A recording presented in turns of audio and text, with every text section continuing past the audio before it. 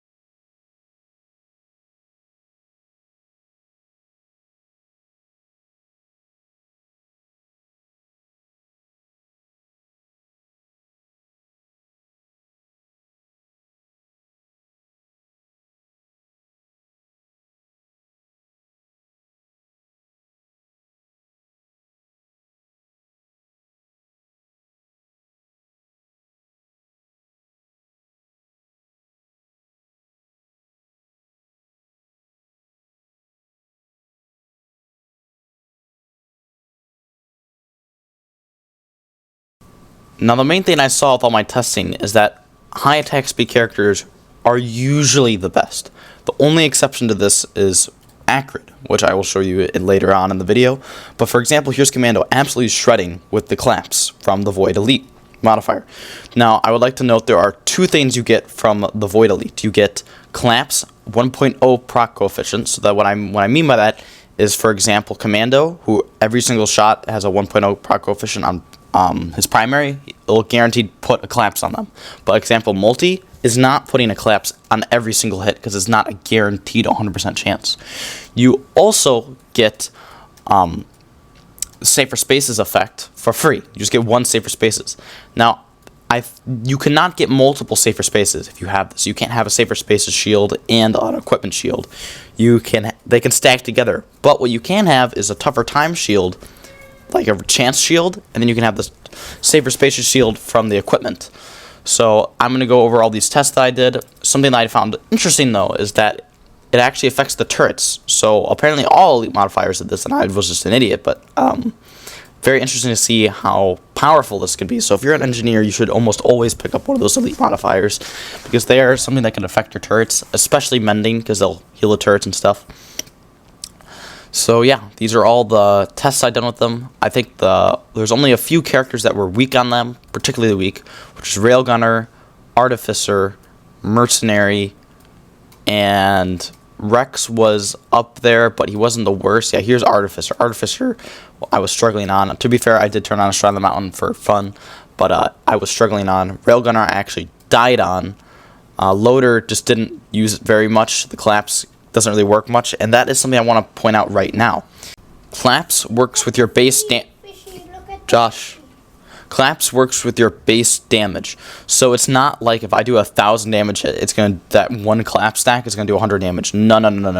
If I have a base damage of I think it's 10, it will do 20 damage or something like that. So it's not a matter of how much damage you hit with, it's a matter of how many times you hit with. So your goal is just to hit him as many times as possible. So that's why Loader, Artificer failed in that, and especially Railgunner. Railgunner could not get any of those stacks up.